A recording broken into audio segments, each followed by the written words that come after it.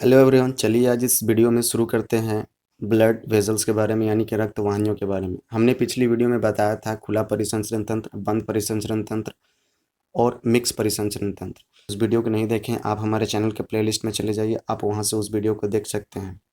उसके बाद आज हम स्टार्ट करते हैं रक्त वाहिनियाँ यानी कि ब्लड वेजल्स। और ब्लड वेजल्स इसलिए इम्पोर्टेंट है क्योंकि हम यहाँ पे ये जानेंगे कि हमारे शरीर में जो ब्लड का फ्लो होता है किसके माध्यम से होता है। कोई ना कोई तो उसे ले जाने वाला होगा, तो यही ले जाने का काम करता है ये रक्त वाहिनियाँ। और कितने तरह की रक्त वाहिनियाँ होती है इसके बारे में भी जानेंगे। कि सिंपल अगर हम बात करें रक्त वाहिनियाँ है क्या, तो रक्त को ले जाने और ले आने वाली नसों को ही रक्त वाहिनियाँ कहते हैं।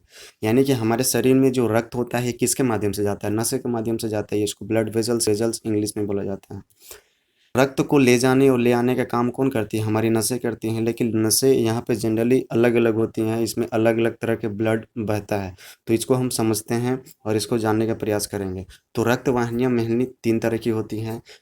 धमनी होता है जिसे आर्टरी बोला जाता है, सीरा जिसे वेन बोला जाता है, और केशिकाएं जिसे हम कैपिलरीज बोलते हैं। ये है हमारा आर्टरी और ये है हमारा वेन और ये है हमारा कैपिलरीज। आर्टरी कहाँ से जुड़ा हुआ रहता है, तो आर्टरी जुड़ा हुआ रहता है हमारे हार्ट से। आर्टरी क्या करता है कि हार्ट से ब्लड को पूरा बॉडी पार्ट्स तक पहुंचाने का काम करता है, और हमारे शरीर के छोटे छोटे सेल तक जो रक्त होती है, जो ब्लड्स होता है, उसको पहुंचाने का काम ये कैपिलरीज करती है। बहुत ही इंपॉर्टेंट है, कैपिलरीज छोटे छोटे सेलों तक पहुंचाने का काम करती है।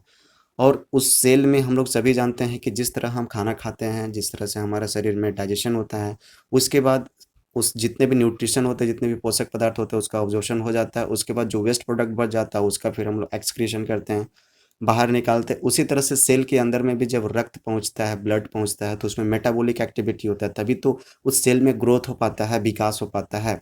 और उस मेटाबॉलिक एक्टिविटी, उपापचय की क्रिया के बाद भी वेस्ट प्रोडक्ट निकलते हैं, कार्बन डाइऑक्साइड निकलता है। तो इन सभी का फिर से क्या होता है, प्यूरिफाई होना ज़रूरी होता है और हमारे शरीर से बाहर होना ज़रूरी होता है।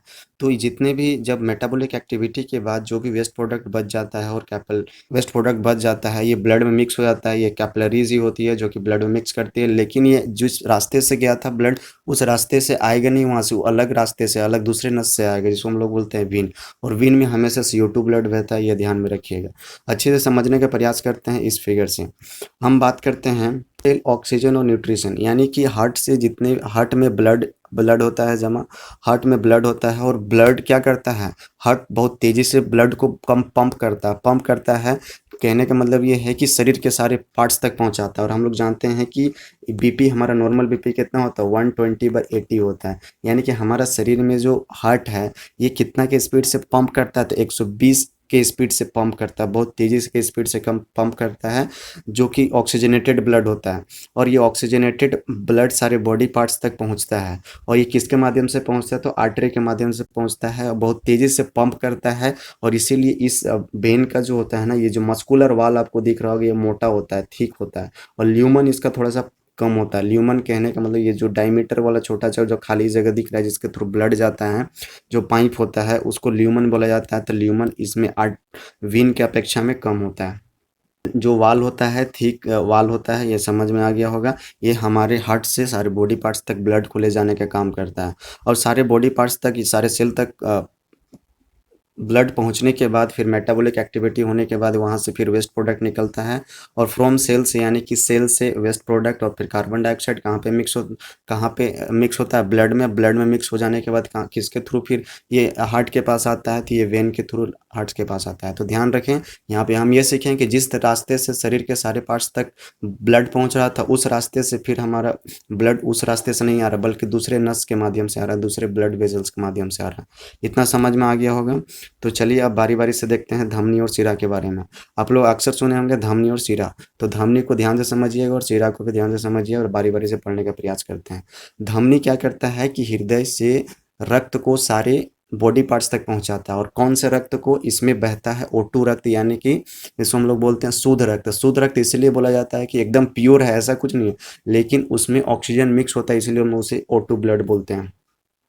अपवाद के तौर पर अगर हम बात करें तो एक होता है फुफ्फुस धमनी, जिसे जिसे इंग्लिश में बोला जाता है पल्मोनरी आर्टरी। पल्मोनरी आर्टरी में क्या होता है, इसमें CO2 ब्लड होता है, और CO2 ब्लड को कहाँ पर लेके जाता है, CO2 ब्लड को लेकर के जाता है लंग्स के पास प्यूरिफाई करने के लिए। उसी तरह से पल्मोनरी एक वेन होता है अपवाद में, जिसमें से O2 ब्लड बहता है। अभी हम उसके बारे में भी सीखेंगे। इतना समझ में आ गया होगा। इसका रंग होता है लाल। ये जो आर्टरी होता है इसका रंग कैसा होता है, लाल होता है। इसमें रक्त का दाब और गति दोनों अधिक होता है, इसमें ब्लड प्रेशर बहुत अधिक होगा।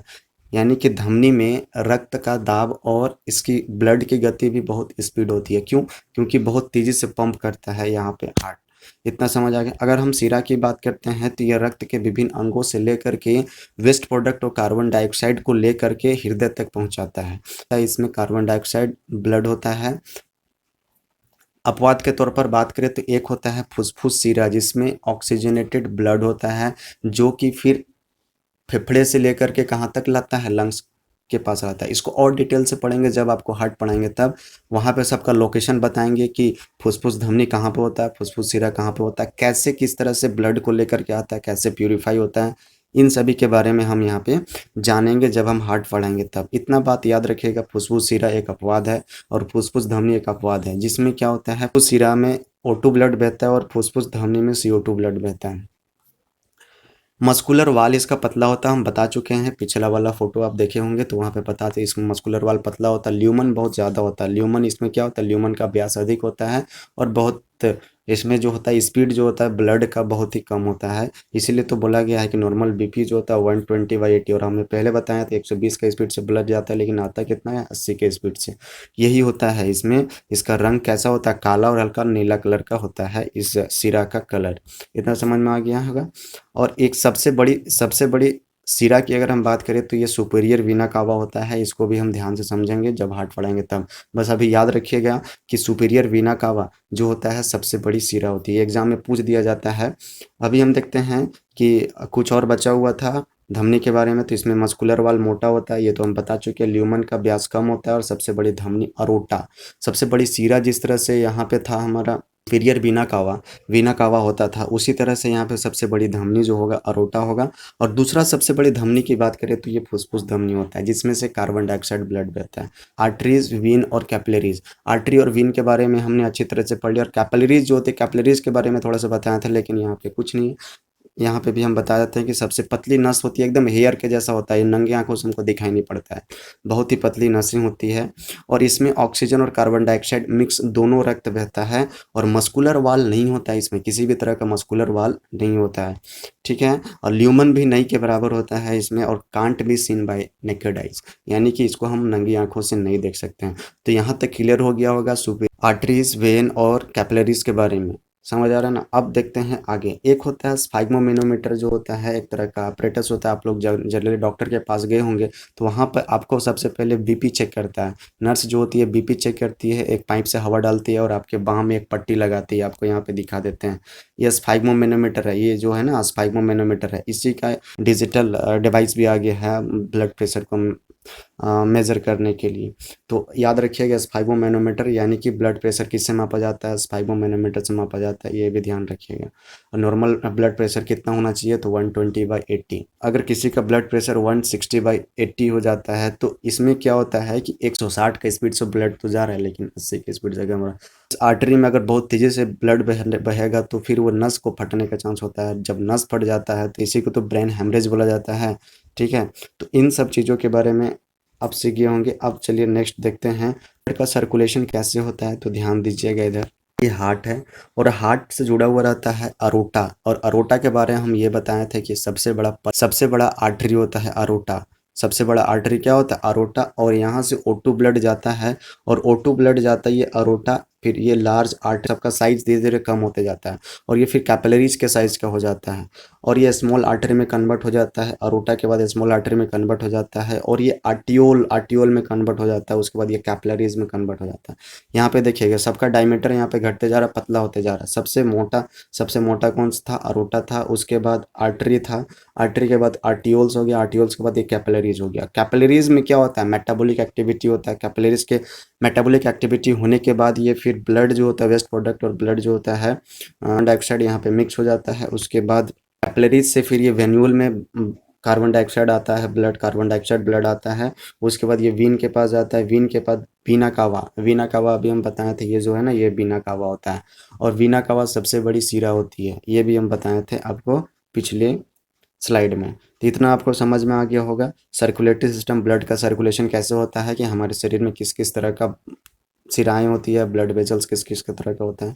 अगर आपको इस वीडियो से जानकारी कुछ मिली है तो आप ज़रूर सब्सक्राइब करें और अपने दोस्तों को शेयर करें, लाइक करें, और अपने दोस्तों को भी बताएं इसके बारे में और हमारे चैनल के बारे में। और बेल आइकन को भी प्रेस करें ताकि आगे आने वाली वीडियो का नोटिफिकेशन आपको जल्द मिल पाए। बस थैंक यू।